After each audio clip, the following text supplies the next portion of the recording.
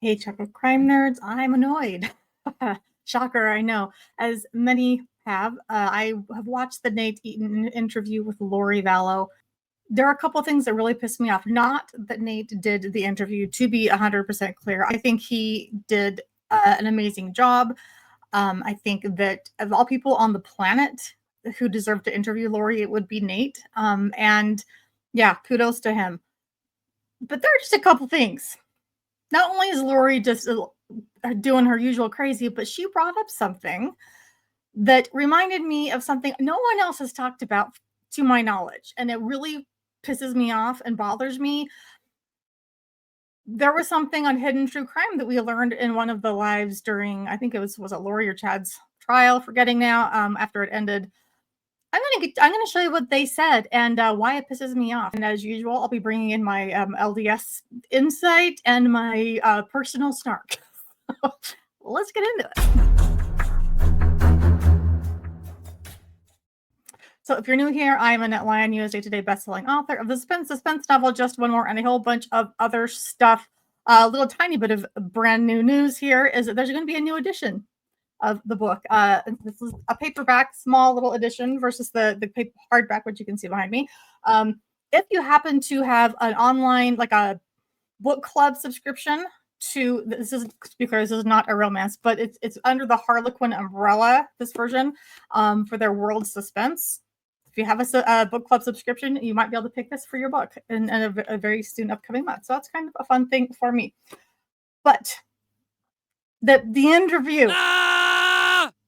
So I'm not doing this live, as I've done a couple of live streams lately because there's a lot of moving parts here. I will try very hard though to not have to require too much editing on the post end, so I can get this up relatively quickly. All right, I am coming to you from the future. For some reason, I had mic issues. I didn't know it till after the fact. It was cutting in and out, so re-recording a couple of clips so they make some sense. So that's what this is. Also, I forgot to mention when I first recorded the whole thing, no attacking other faiths. That includes mine, which is, of course, Latter-day Saints, or anyone else's. There are good and bad people in all faiths, as well as in no faith, and so we just need to respect all that. So appreciate it. Well, let's get into it. Hi, Lori.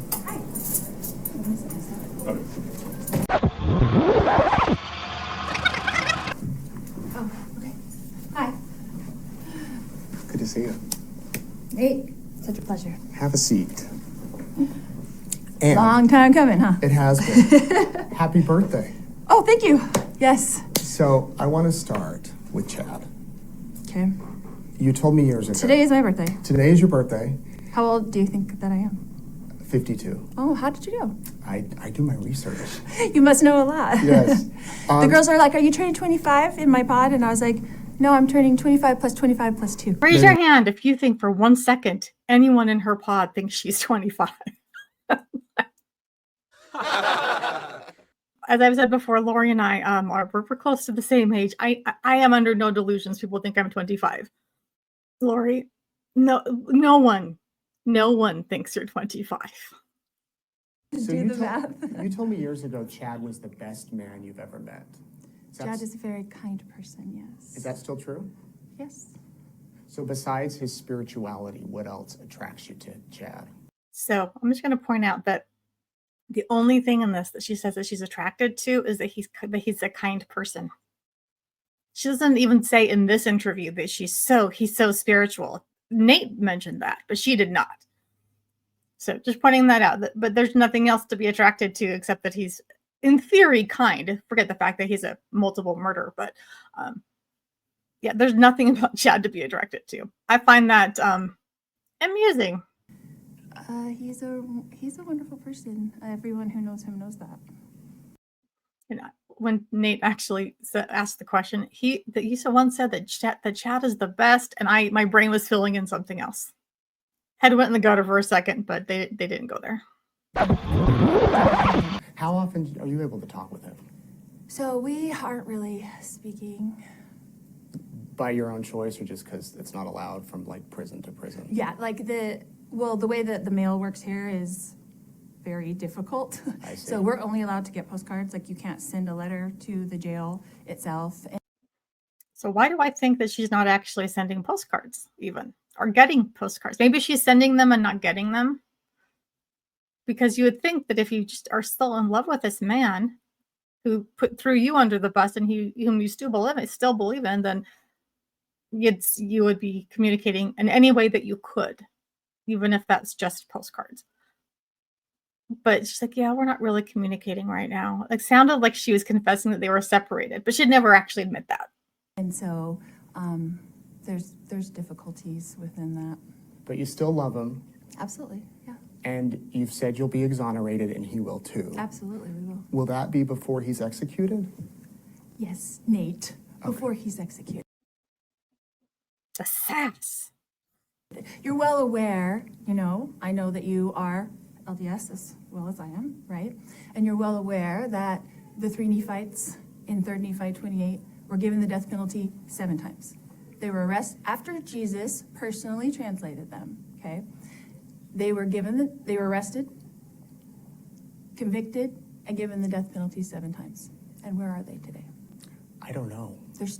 He doesn't answer her question, doesn't confirm anything. I have long known that Nate is LDS. Not that he said so out loud, but there were plenty of tells, if you know, you know. Even to the point of like, yes, I lived in Australia for 2 years. Gee, I wonder what he was doing in random Australia for 2 years. That was his mission, obviously. And then there's just ways he and his wife speak, some of the vocabulary.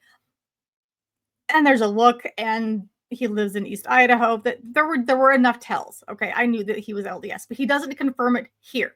He did confirm it in the later on, after he aired this entire interview. He did like a fact check, and then he admitted in that fact check that yes, he is LDS, but he didn't ever say so in the interview, which I really appreciated.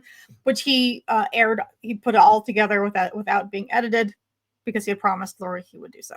But the 3 Nephites thing, I'm like, where the heck is she getting that they were given 7 death sentences? Like, no. So the 3 Nephites, for those who aren't unfamiliar, essentially it's like a John the Beloved situation, that they were asked to stay on the earth and until Christ comes again, and that they will surf and wander, and people will not know who they are. We don't know much about them, but here's all the Book of Mormon does tell us. This is what she's referring to. The only thing I could find. And I am familiar with our scripture, okay? This is in 3 Nephi. We do know that, they would preach and serve and whatever, and bad people would throw them into prison. So all we know, this is what she's referring to. I counted it up, and this is what she is interpreting, which I suppose it's an interpretation. Okay, but nowhere does it say that they received 7 death sentences. It says that they were cast into prison by those who did not belong to the church, and prisons could not hold him, for they were rent in twain. So to me, that seems like multiple prisons, but it doesn't say how many. But she counts that, I'm assuming, as 1. And they were cast down into the earth, but they did smite the earth with the word of God, insomuch that by his power they were delivered out of the depths of the earth, and therefore they could not dig pit sufficient to hold them. So they were cast into a big pit and got out. I'm assuming that that's her number 2. And thrice they were cast into a furnace and received no harm. So 3 times, so someone tried to kill them by throwing them into a furnace. Again, it doesn't say it was a government thing. It doesn't say that they went on trial. It doesn't say anything like that. It sounds like a Shadrach, Meshach, and Abednego thing from the Old Testament. But if she's counting that, then that would be 3, 4, and 5. Then verse 22, and twice they were cast into a den of wild beasts, and behold, they did play with the beast as a child with a suckling lamb, and received no harm. So a Daniel in the lion's den situation. But again, that would be 2 times, so hence that's where she's getting the 7, I'm assuming. It doesn't say who did it. It doesn't say that they were accused or convicted of doing any crimes. It doesn't say, so she's doing a lot of interpreting on this. No, Lori, just no. That's not how this works. They didn't get executed. So they didn't get the death penalty. And there's 220 people in this country who have been on death row and have been exonerated and gone home. Do you think it'll be soon then? I think it'll be in the Lord's time. I know that it will be in the Lord's time. And when you say the word soon, if you've ever watched The Chosen or dealt with Jesus at all, you know that soon is a relative term, because 1,000 years are a day to him. So does it bother you, though, that in Chad's trial, he blamed it on you and Alex? Now that I know the judicial system, and now that I have been my own attorney and how things work, and I've said this before in an interview, It's so different what goes on behind the scenes in a high-profile case, okay? There's strategies going on, there's defenses going on. Let's hope there's strategies and defenses going on. Wouldn't you want that? There's all these things going on that you wish, like, why can't we just go in and tell our side of the story? The attorneys are like, you can't do that. We have to come up with a defense, and we have to do this, and we have to do this, and like, why don't we just go? Why isn't it, you thought, like, if you've never been in the judicial system, which I hadn't before, you thought they get to tell their side of the story, what they think happened, you get to go in and tell your side of the story of what happened, and then the jury gets to decide. There's this thing called rules of evidence. Because you can't just go in there and lie about crap and then let the jury decide who's telling the truth. That's not how this works. The whole point is prove beyond a reasonable doubt through evidence and testimony, not through we get to tell our version, they get to tell their version, and the jury gets to pick a side. That's not how it works. Thank heavens we have rules of evidence. Like, but what? And that's not what happens. That's not what happens at all. And it's so sad. Okay, and this is a dumb one. At all. So there's a lot of things, the ways that she speaks that I've come to realize are Southern California isms. At all is one of them. And when she says and then, it's always and then and no, almost never has a D on it. It's and then and then and then. It's a lot of the front of her mouth, and she has a lot of vowel things that are they're starting to really irritate me, and I'm trying very hard to put that in the category to go, this is not how bad people speak. This is how Southern Californians speak. And I have a dear friends from Southern California. So and I've noticed that she says has a couple of these things too. And I'm speak next, I will have to say it's not a Lori way of speaking, it's a Southern California way of speaking. It's so sad and disappointing that that's. So you think, way Chad, that they it had to goes. come up with a defense just to have one in court? You don't think he really believed or blamed all of this on you and Alex? Absolutely. And I know that for a fact because John Pryor came and told me that prior to trial. And this is the kind of stuff that goes on behind the scenes that nobody sees, that nobody knows what's going on. There's so much stuff going on that you wouldn't even believe all the things that go on. The experts that are being paid, we got this expert, we paid him $1 million to say the opposite of whatever your expert's gonna say. Like, what do you mean they paid him? The state paid an expert $1 million retainer to say whatever the opposite of what our state, what in our witness Arizona or Idaho? in Idaho. I kind of doubt that John Pryor actually visited her and told her that, but no way to know for sure. I think she's probably exaggerating at minimum. Also, the idea that Idaho would pay $1 million for a single expert witness, bull. If you've been following the Karen Reed case at all, then you would know that Massachusetts spent $400,000 on a single expert, and people were up in arms because it was a waste of money. And that's a much more wealthy state than Idaho. So bull. There's no way. There's no way that happened. So sorry, Lori. That's a load of crap.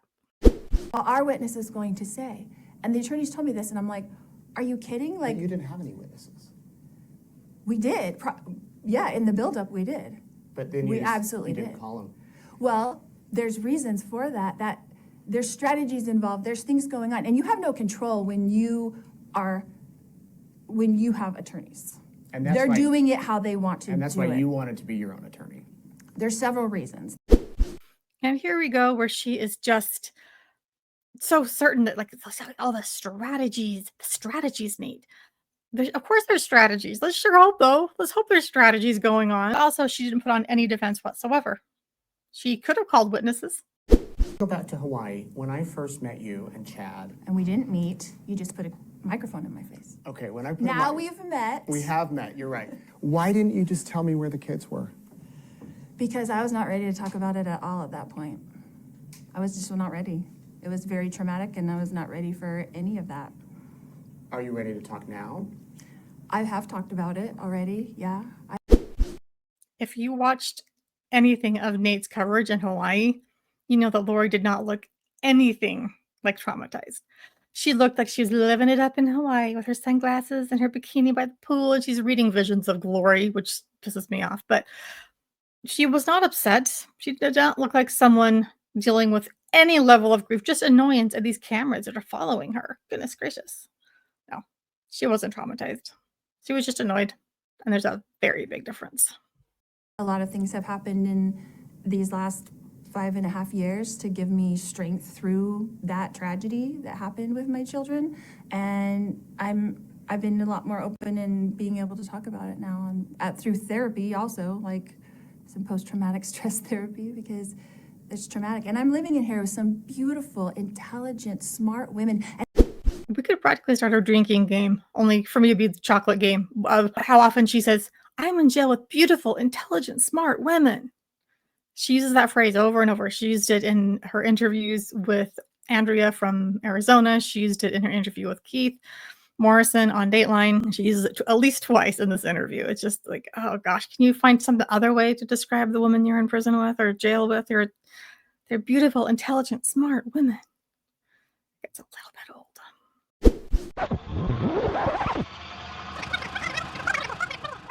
You mentioned a tragedy, and you said that this has all been a family tragedy. Yes, And it has been a huge tragedy. All of absolutely, this. absolutely. 4 juries have said you and Chad and Alex caused the tragedy. Yeah, that's the judicial system. But how do you argue with that if all of this evidence came out that showed, that you, Chad? The only evidence that ever came out is the evidence state wanted to put forth. Well, They you put, could- they you could've put- manipulate the evidence to make it look however they want. But you And could've guess who presented helps evidence. them? The media helps them, because from day one, when someone called you, okay, day one, whether it was Detective Hope or Detective Hermosillo, I'm not sure, called you and said, hey, Nate Eaton, this is gonna be the biggest story of your life. And they got that information from Heather Daybell. And Heather Daybell and Detective Hoper are connected, right? Because their kids got married. And they called and she said, oh, I have a story. Okay, so we're coming up on the part that pissed me off so greatly, and why I'm re-recording most of this part in particular, because to me it is so important. People killed their spouses so they could get married, which was totally a rumor, I don't think that's totally true, Lori. untrue. And then you ran with it, and you got famous from it, and everybody knows what happened from there, right? So that's the way it goes. So the media put out their narrative, they kept on with it. The state went along with it. The state leaked stuff to the media Okay, well, to what's say what false? they wanted. What's false about Oh the my gosh, narrative? everything. To this day, she and Chad believe that Heather Daybell is the one who was calling the cops and calling Nate, just trying to drum up interest in this whole thing. That is incorrect. It wasn't Heather Daybell.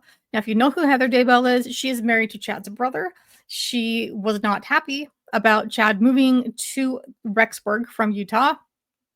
She specifically said, hey, we like having a little bit of space. Would you guys like not move too close to us? And I think they're in the same congregation even. So gee, thanks. And then he starts doing creepy stuff. Like, touring their property and saying he wants to buy it. And I think Julie Rowe was with him at the time. And teaching creepy things. And she's like, you need to stop teaching this stuff. Do not say these things to my family. You are not welcome to say these things in my home. And she was, I believe, Stake Relief Society president at the time. She was warning local church leaders. And of course, Chad is such a little slug that no one would think he's capable of these things. I mean, he's a slug. She got some heat. She did not go to the police. She did not go to the media. We know that she was on the dark list. And we also know what happens to people on the dark list. So let's find out who actually did. So Lauren has bugged me about this a few times, and I've told her no, and I'm gonna come out with it now because Heather got a really bad rap. It wasn't her that was calling the police. It was Aunt Vicky. And I am beyond pissed to find out that it was Aunt Vicky. Now, I do appreciate, let's just say up front, I appreciate that she was trying to get the police to listen. This something is wrong after her niece Tammy died. I appreciate that, and I'm grateful that she made those phone calls. And I appreciate that Lauren didn't spill her sources, because as a journalist, she kept that rule. So I appreciate that she was pushing Aunt Vicky to come clean.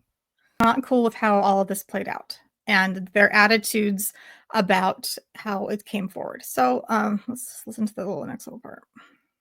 Sorry. I didn't I didn't want, well, what I was trying to avoid is I was trying to avoid any more of the distance between Tammy's children and my sister and her husband, their grandparents, Tammy's folks. And so none of them knew I was doing it. I was But what about Heather being alive for her children? I mean, it's noble that you want your sister's grandkids to have a better relationship, but was there no concern at all for Heather's actual life? I do not understand it. really doing it. I was hounding the hell out of them. This was way before they knew anything about missing kids. I was calling a certain detective. I'm not going to name him, but they didn't have a whole lot of interest in it. And I eventually moved up the ladder a bit to someone else. And by the time I did that, things were starting to fall into place. They're laughing. They're laughing about the fact, oh, it was Aunt Vicky, and she even refers to herself in third person. And then they laugh. This is not funny. So from 2 states away, Aunt Vicky, I believe, was living in Arizona, and Heather is being blamed for Vicky's actions, and Heather could have been killed. I cannot explain to you how much that pisses me off. But from 2 states away, Vicky is, sorry, and then Heather got a bad rap. It was so much beyond a bad rap, Vicky. This was not just a bad rap. This was putting her life at risk. She could have been killed, or at least tempted to be killed, just like Brandon, just like Tammy. She could have been another victim. And we don't know that they didn't try. For all we know that they did or were going to until they got caught. What the heck, Aunt Vicky? That's... Lauren has one of her viewers on the live commented about Heather, and let's listen to that. Yes, Heather rocks. Heather is a rock star, Yes. and she's gorgeous. My gosh. Yes, she is. Go Aunt Vicky.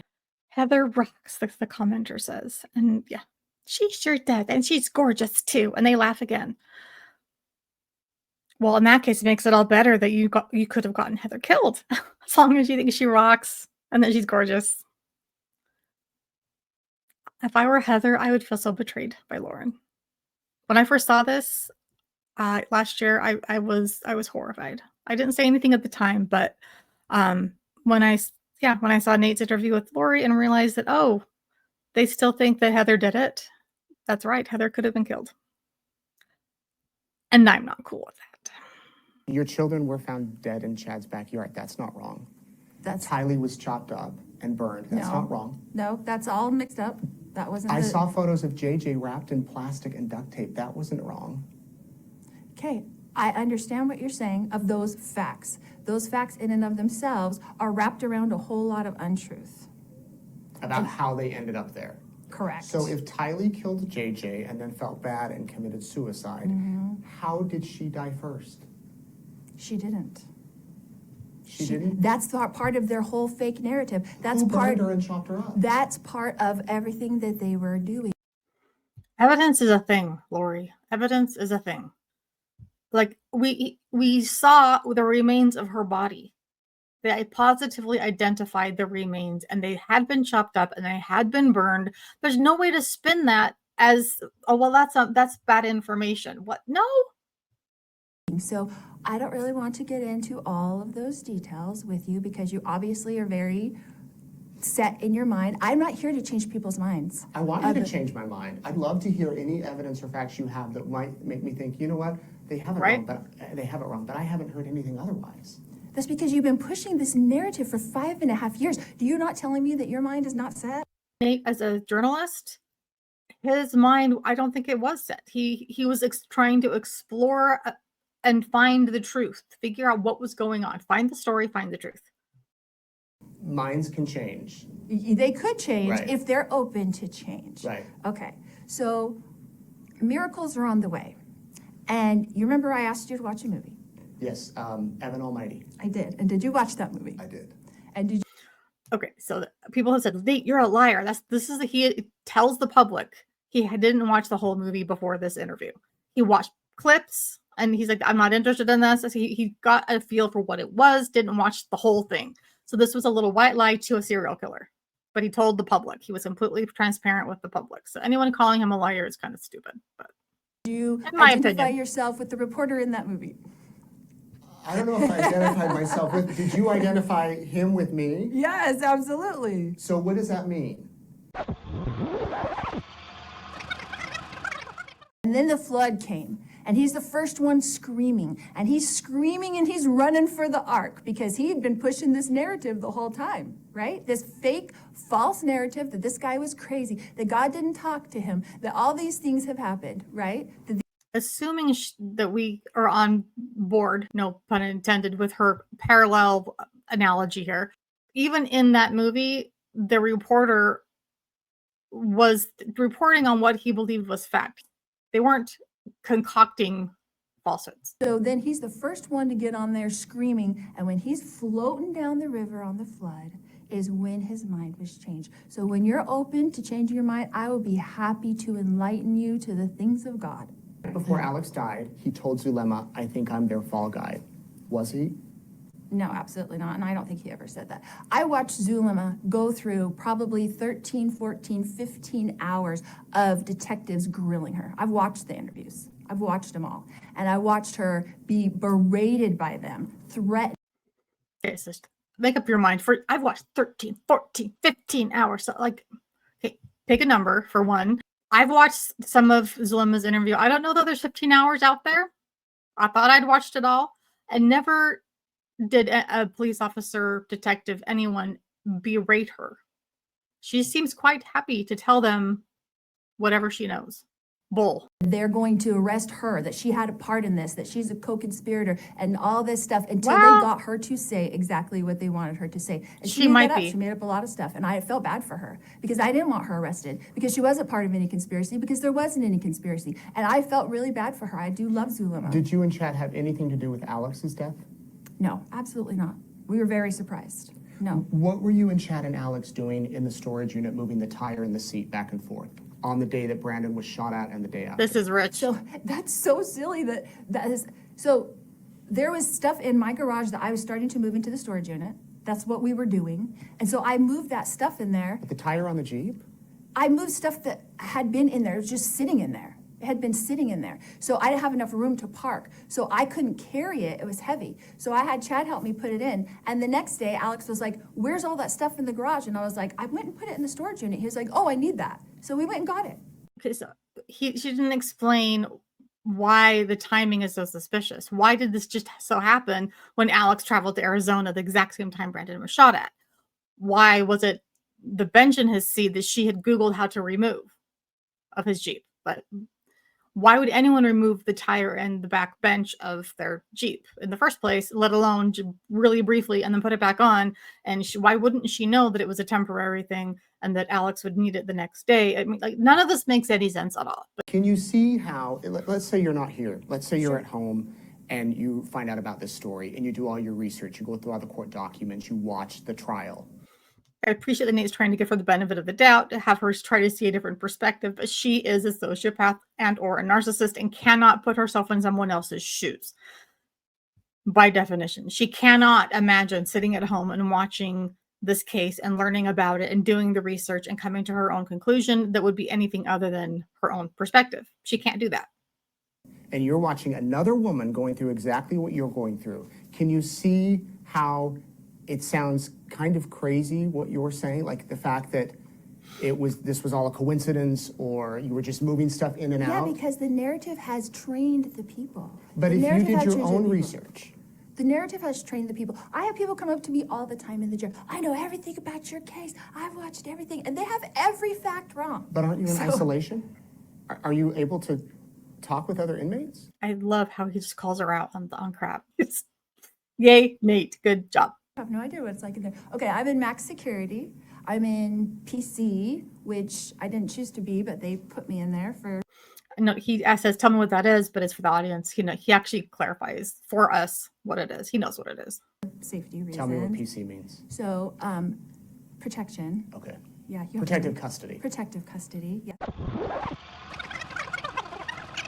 I am transported to court, like for my 2 trials, right? I'm with the women all day long that don't normally see me. So I'm friends with everybody in my pod, but other women will Sure. shout out to me. She's friends with everybody in her pod. I can guarantee she is so annoying to me that I would not be friends with her.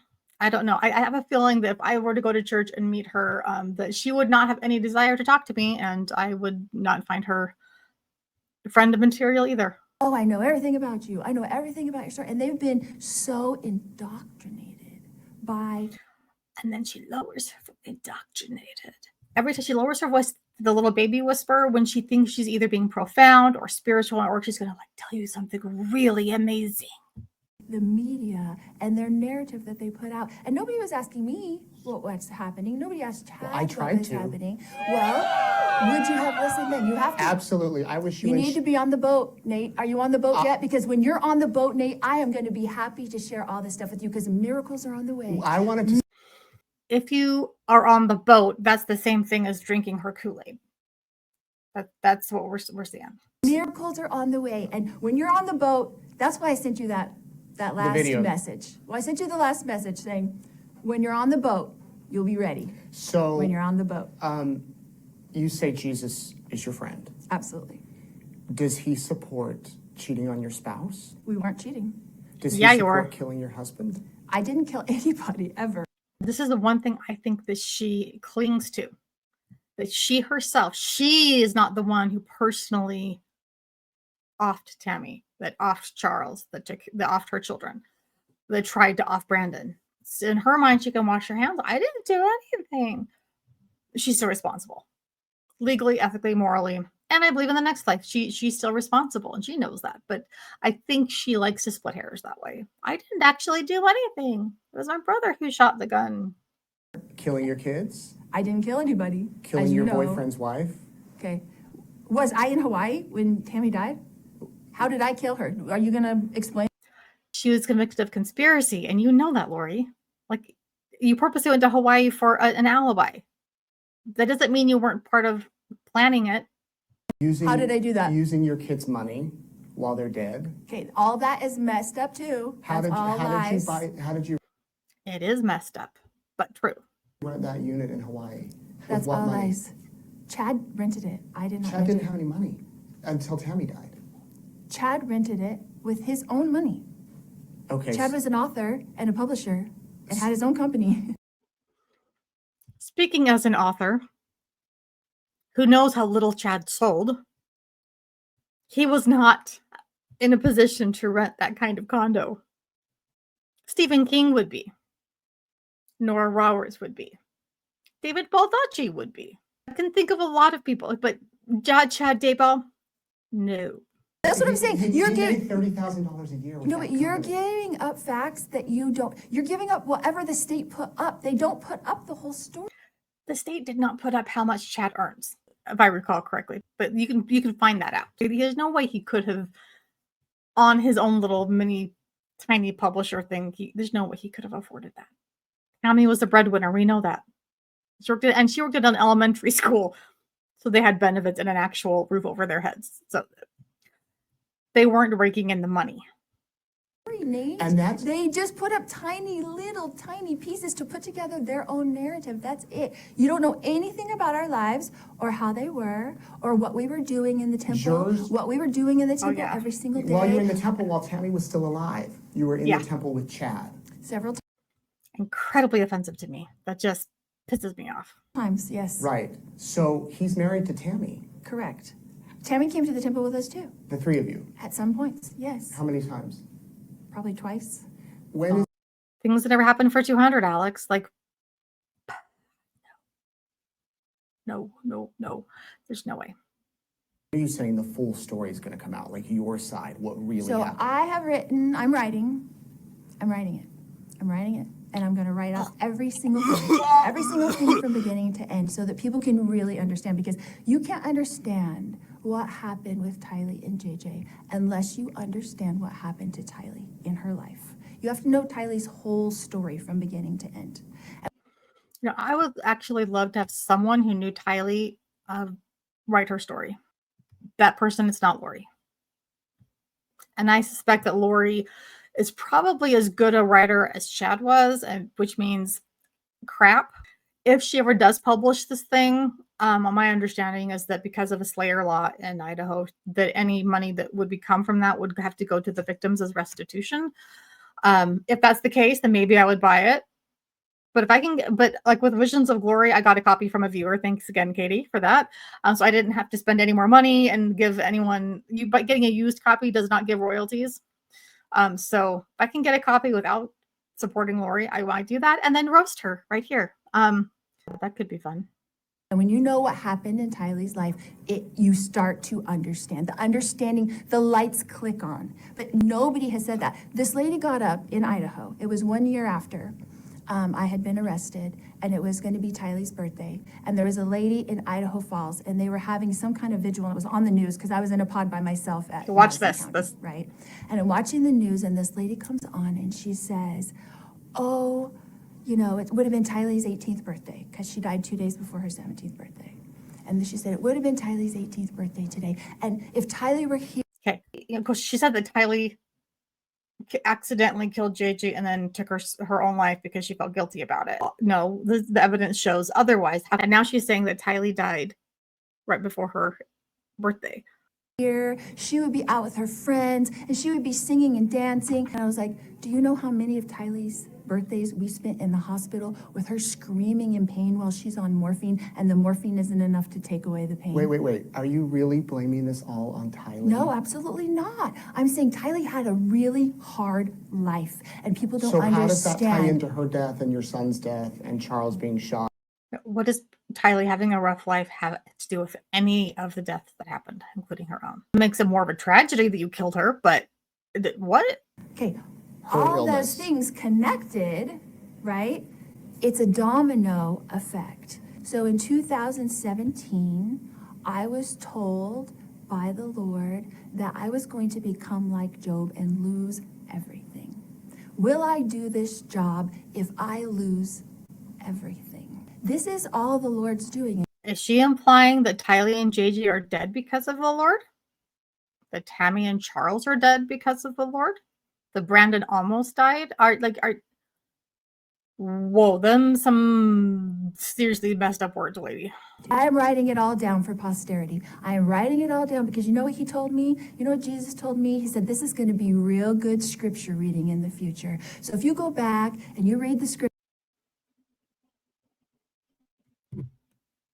Now, there are things that you go, I can't believe she just said that, but this is another level. And you find all these stories that were going on. What do you think is going to happen? These are the last days, right? We believe that. You believe that, right? When can I get a copy of this? He doesn't answer. You believe that, right? He just doesn't answer, and I love it. Because I want to read it. But you're going to, the whole world's going to get to read it. I'm working on it. I work on it every day. Jeff's like, what are you doing in there all day? It's like, I'm writing. It's coming to me. I'm writing. When you were on trial in Idaho, didn't you say that Jesus was going to be back for the end of that trial? Okay, who said I said that? I'm asking you, did you say that? No, absolutely you never said not. That. I have never, Chad has never, we've never given a date or a time. The prophet. July 20, where'd July 20th somebody come from? made that up and put it on there. I have never said it. Chad has. Put it on where? I'm pretty sure it was like on the Avow website or one of the proper places that Lori was involved in. Never said it. We've never had a date. We're going with what the prophet says. When President Nelson gets up and says, these are the last days, we need to prepare for the second coming. We need to gather Israel on both sides of the veil. That's what we were doing. That's what we. Again, so freaking offensive. As our prophet said, we need to gather Israel on both sides of the veil and prepare for the second coming. Yeah, that doesn't mean kill your friends or your children or your husband's wife or your boyfriend's wife. It doesn't mean kill your husband. Doesn't mean Lori. That's not what any of this means. That's that. And she knows that. She knows that.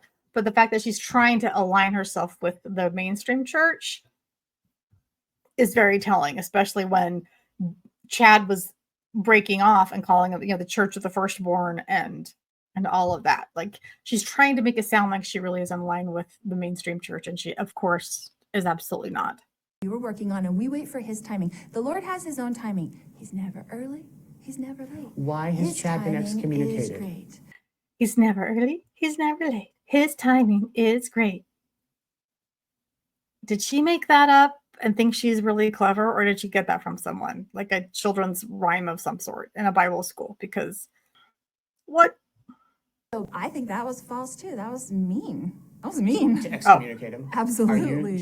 That was mean to excommunicate him. Okay, so if that was a bad excommunication, they could have appealed it to higher up leaders. Like, I don't know, maybe the prophet could have been, oh yeah, that's a great guy, and reversed it. That was just mean. And then he asks here, are you still a member? And what's what she says? Are you still a member? As far as I know. Okay. As far as I Lori, know, if you could go which there's no way she's not excommunicated. We know that Chad is. The church does not speak publicly. They will not respond to membership status questions. That it's like a HIPAA thing. They just won't do it. So if we learn that someone is excommunicated, it's because someone in the know who has leaked it somewhere.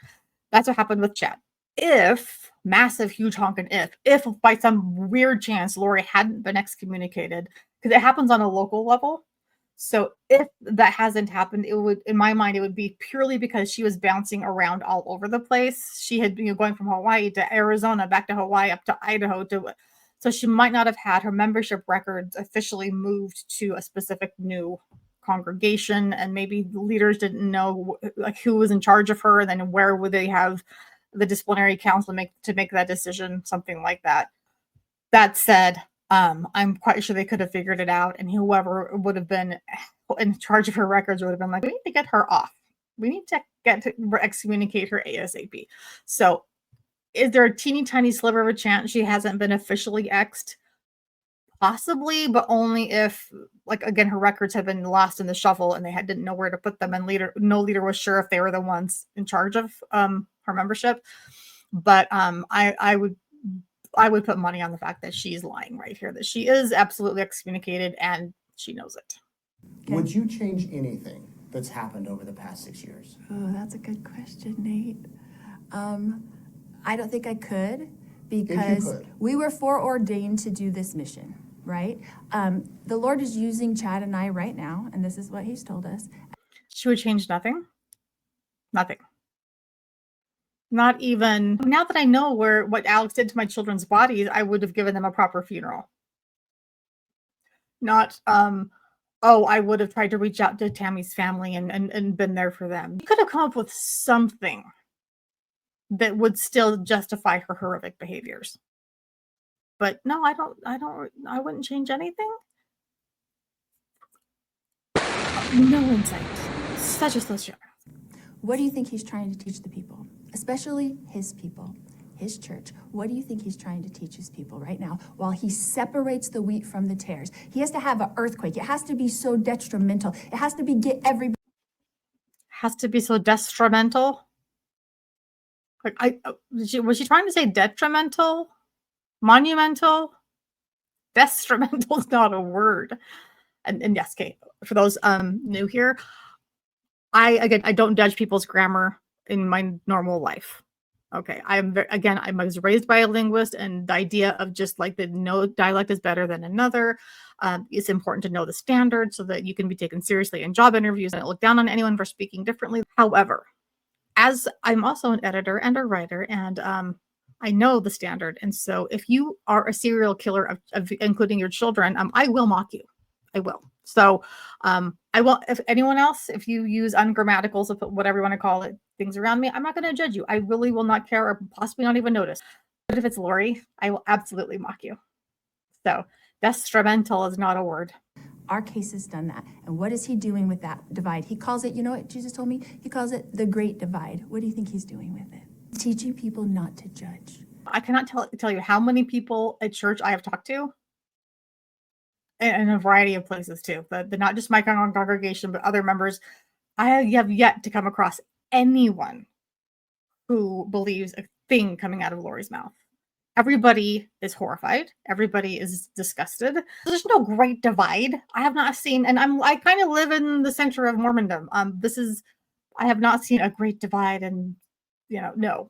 The membership is very much against her, and as we should be. No. Don't judge something. You weren't there. You don't know what happened. Don't judge. That's what he's doing. And he's separating the wheat from the tares right now in his own house. And he's using Nope. Chad and I Nope. to do it.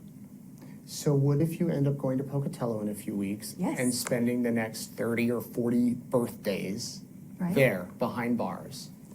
That would be God's will, but I'll tell you right now, that's not going to happen. Her little yes.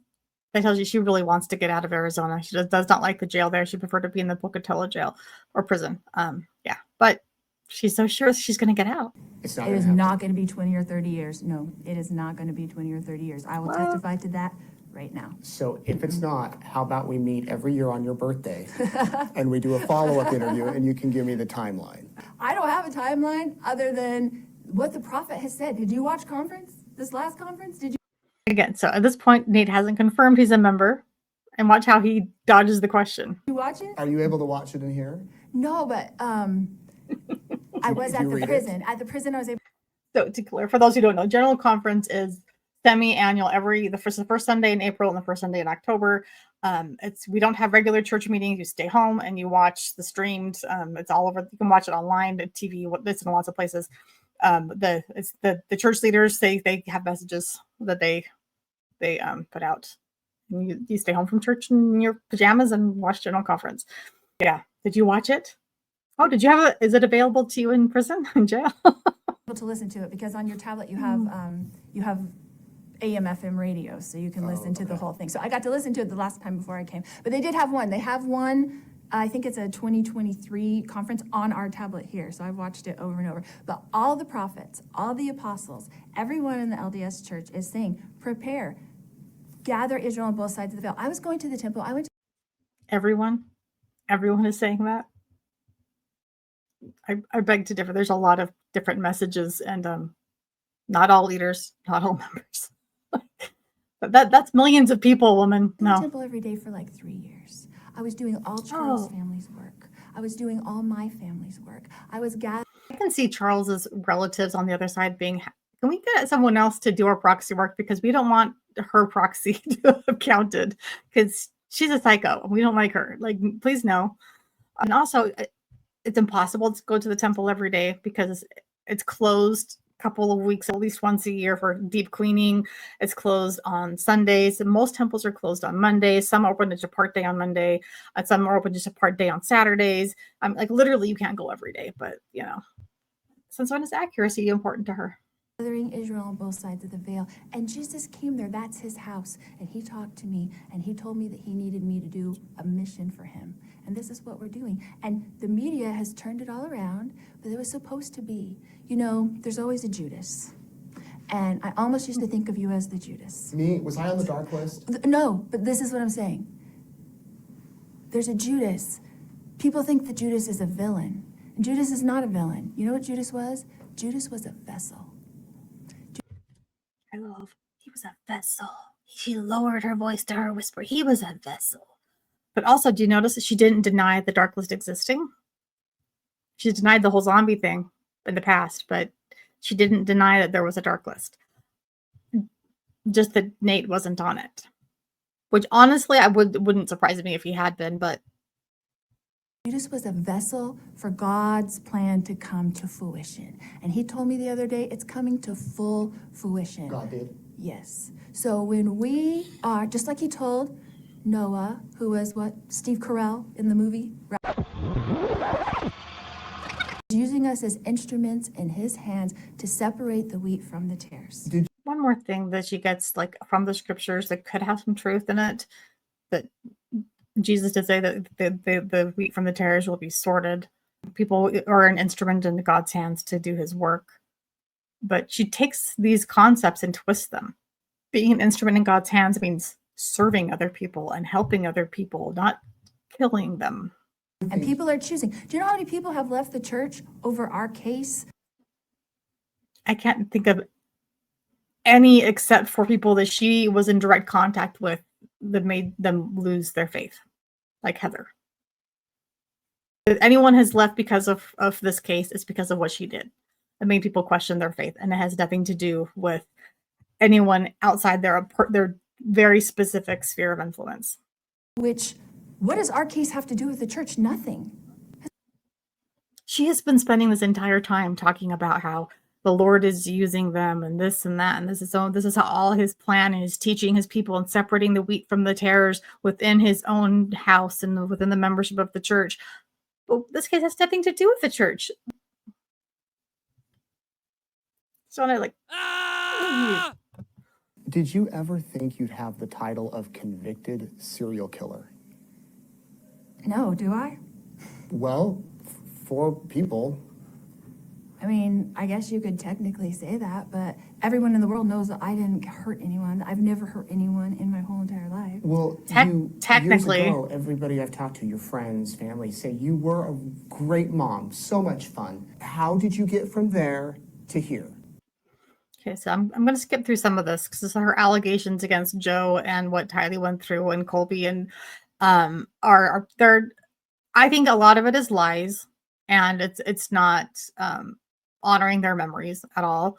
And also, I know that Joe did end up going to court and won. That was found to have the allegations were baseless for what she was saying that he had done to her children. Yes, her kids did have forensic interviews, and they found nothing. They found, if anything, that Tylee had been coached. Joe was vindicated. So, do I usually believe victims? 100%. In this case, it really feels like Lori was coaching her children, perhaps even planting memories in them, and knowing who Lori is today. Yeah, that 100% tracks. So I don't think that those things actually happened. So I'll skip through some of this. God put me here for his purpose. And so you know who he needs? He needs somebody who's the life of the party, somebody who teaches the girls how to work out, somebody who teaches the girls how to have fun and dance and do all those things in the worst jail in the country. He needed somebody to come in to the worst jail in the country and strengthen these women. And I'll tell you what happened. We used to have this wonderful lady, and she used to come in, and she's from mental health. She used to come in on Tuesdays, and she'd be down there, and she's blonde, and she's really cute, and she's really fun. She's bubbly like me.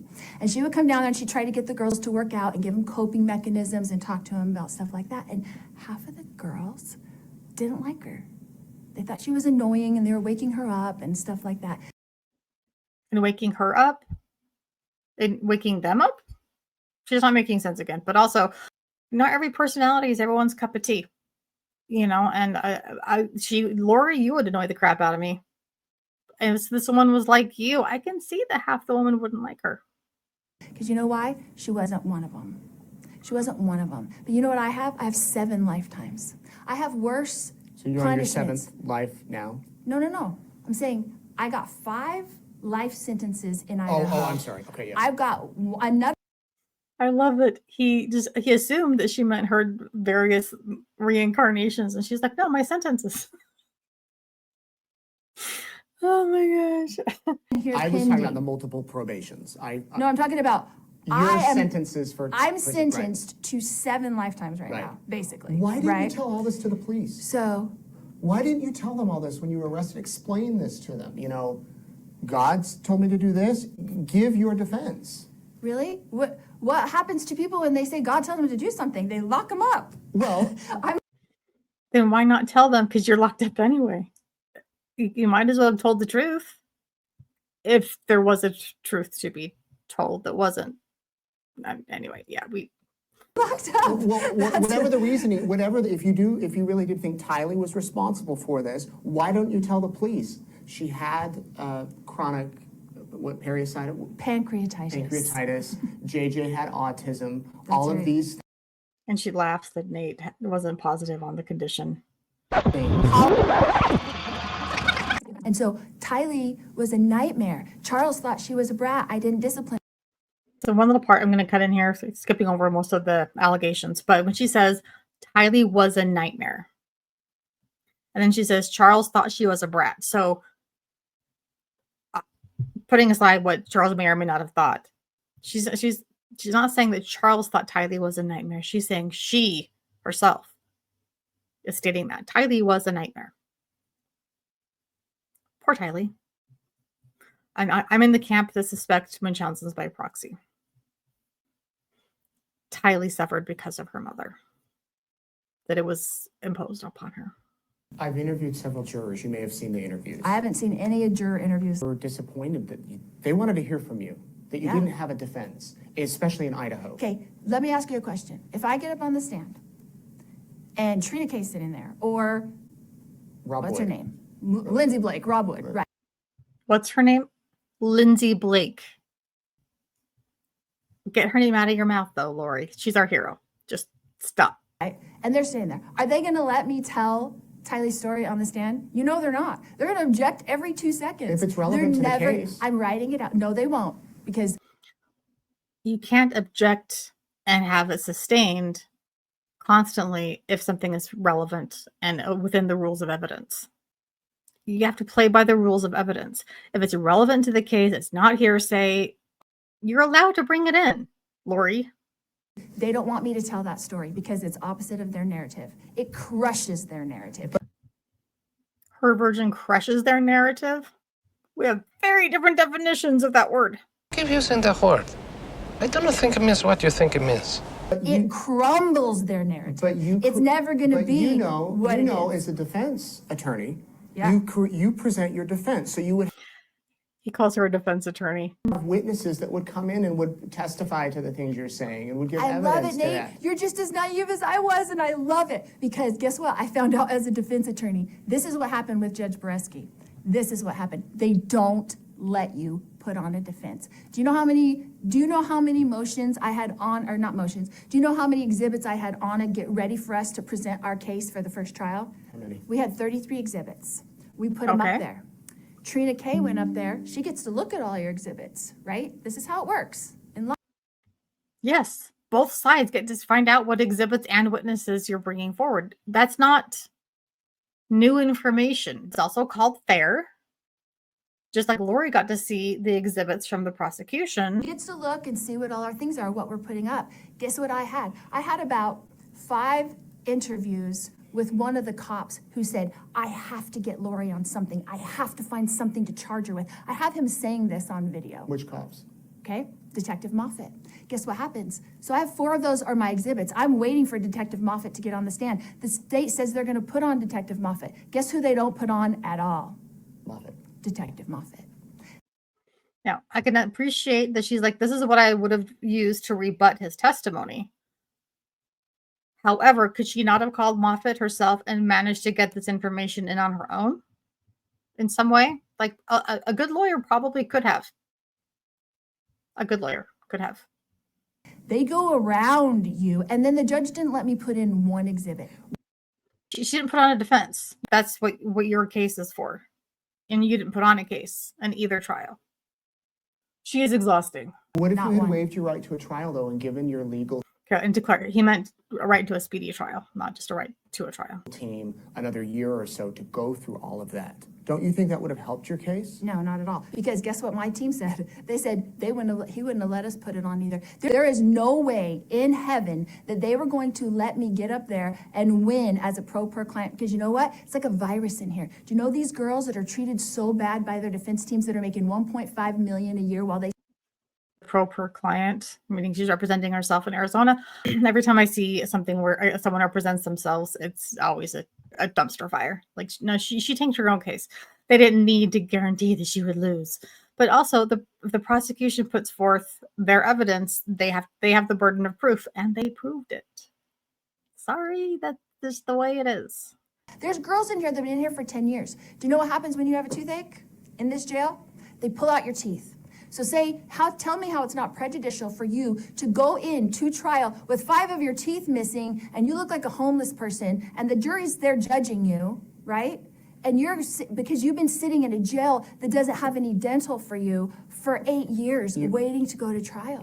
And this is where Nate becomes segue man. He takes an awesome word that she uses and moves the conversation where he wants it to go. You know what? It's like a virus in here. You mentioned a virus. Were you really sick? Oh, I was so sick. Yeah, I really was You weren't sick. putting it on a little bit in the wheelchair? Not at all. I couldn't Putting your even head look. on the table in the courtroom? You were really feeling sick. We'll give her the benefit of the doubt a teeny tiny bit, because Judge Boreski and a lot of people said that she was faking being sick because when the jury was in the room, she was acting much healthier. Once they left, then she would act sick. As someone who suffers from chronic pain, I can fake it. pretty well. So if I'm teaching a class, if I'm here, whatever, I can fake it. And a lot of it was because raising 4 kids, sometimes mom just has to function. So you can't always tell by some horrific situation. If I had to be on trial, yeah, I would put on a show in front of the juries to look like I'm put together and functioning. That all by itself to me is not evidence that she was faking anything. If you're on trial for your life, which she kind of was, then yeah, that tracks. It makes some sense. I tried so hard not to throw up in court, and Jeff can attest. You don't have access to medicine or food or anything that you need. I was so sick. I had an infection. I had to get on antibiotics. They did a test on me. We're supposed to give me antibiotics. They didn't give it to me for a week. She just said there's no medicine and then said that she did get antibiotics. Don't know what the timing was. Maybe they delayed it. Who knows? I don't know. But I don't know how good the medical situation is there, but she's lying about something. Do you have any remorse, any apology, anything? I'm a perfect princess. But the fact that she can't even feel compassion for anyone. That's a really broad It question. is a broad question. About the past 6 years, any? Do you feel bad about? Do I have bad feelings about anyone? Not bad feelings. Do you personally feel bad or feel some remorse for the victims in these cases? None of the people are victims. So Are you the victim? Is that what you're saying? No, I'm not saying I'm a victim at all. I'm not. JJ be a victim of his sister? Charles be a victim of Alex on some level, even if it were self-defense, which it was not. But he still was a sad situation when she felt bad and he was a victim. Saying that at all. I'm an instrument in God's hands. The victims that you call victims are not victims. Tammy died of natural causes. The coroner disagreed with that. The coroner Which said, coroner are you talking about? The one the Brenda state put died. on? Brenda died, the county coroner, Okay. who said she was asphyxiated. So aren't her kids victims? Okay, no. Do her kids feel like they're victims? No. I'm still disgusted that the Daybell kids side with their father. But just because someone doesn't know they're a victim or feel like a victim doesn't mean they aren't. And we know that through a lot of other types of cases. Statute of limitations is a problem in those types of cases because people only sometimes later in life go, oh my goodness, that's what that was. So just because someone doesn't view themselves as a victim doesn't mean they aren't.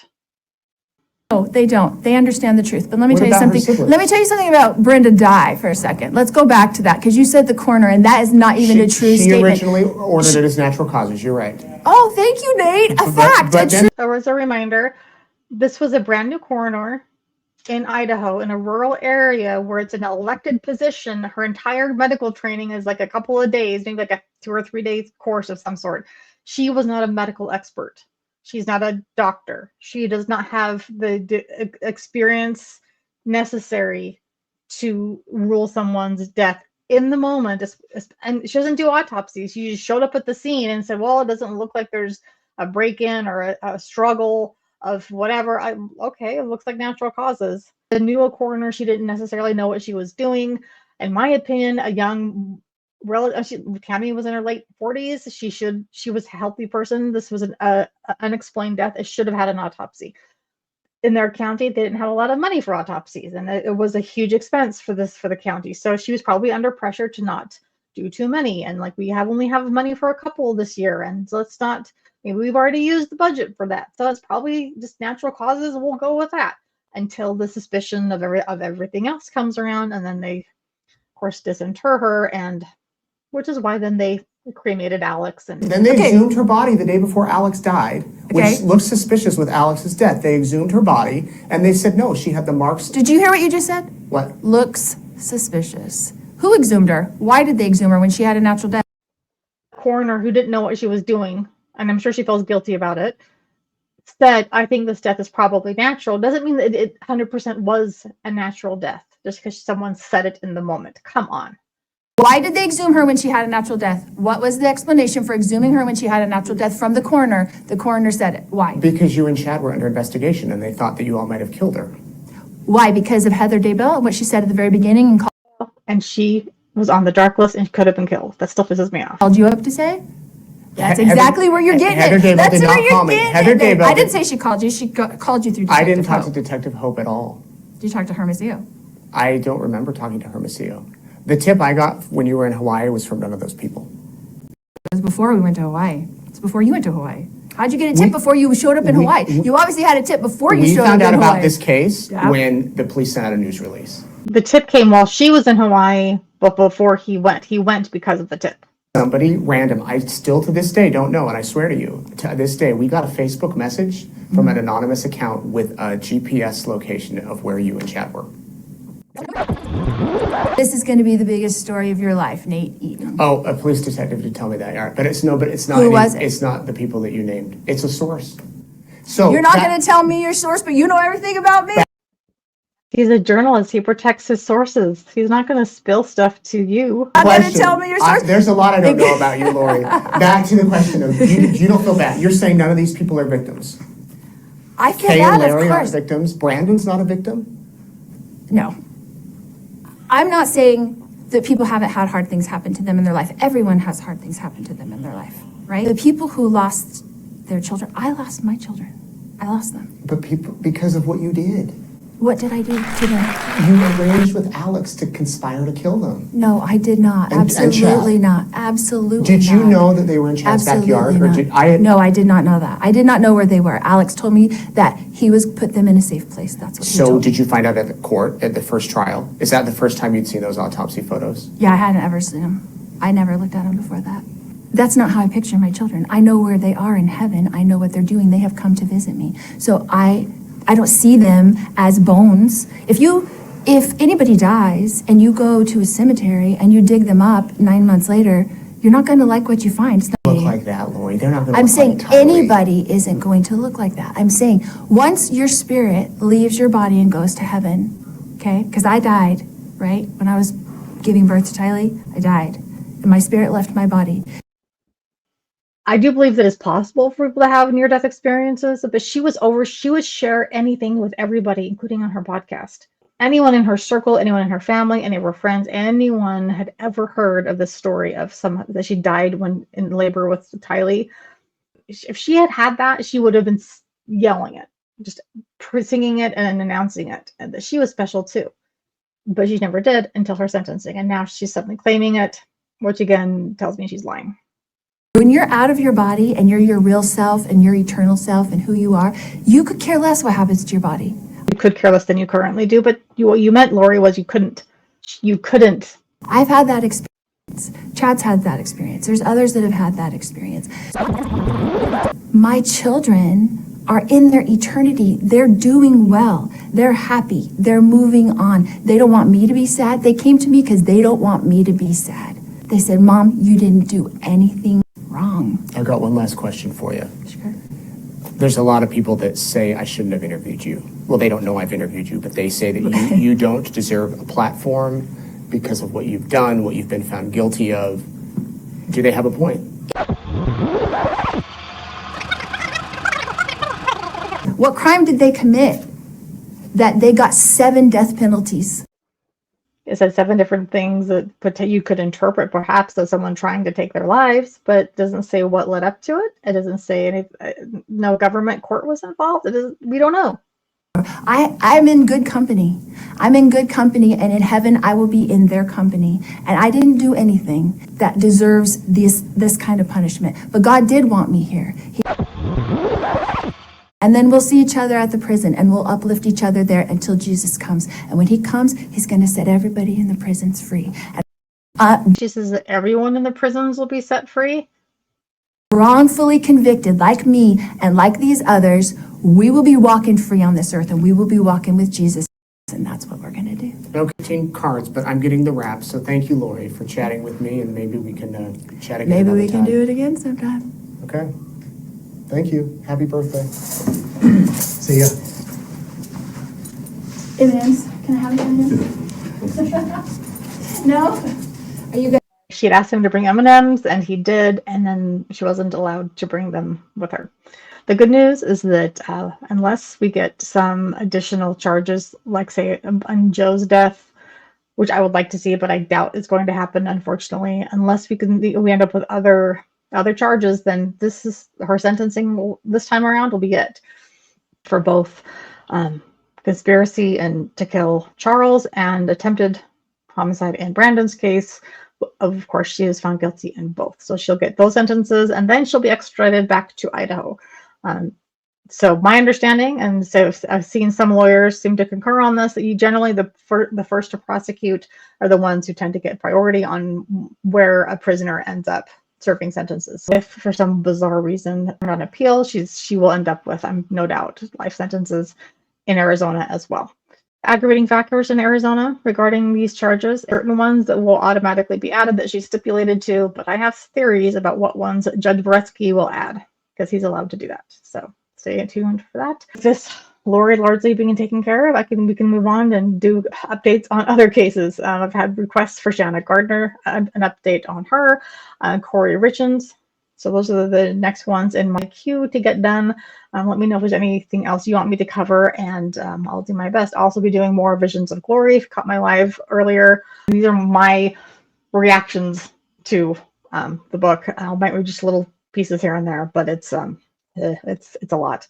And but with an LDS lens, so I think that's a useful thing, not just wow, Mormons are weird, but how Lori and them have twisted things. If you don't have a direct comment, feel free to leave just a chocolate emoji or one of your comfort food of choice, and make sure you give the video a like. That really helps. Subscribe if you're new, and if you aren't new but haven't been subscribed and you thought you are, double check on that, because sometimes that happens. Myself some chocolate, and I suggest you do the same.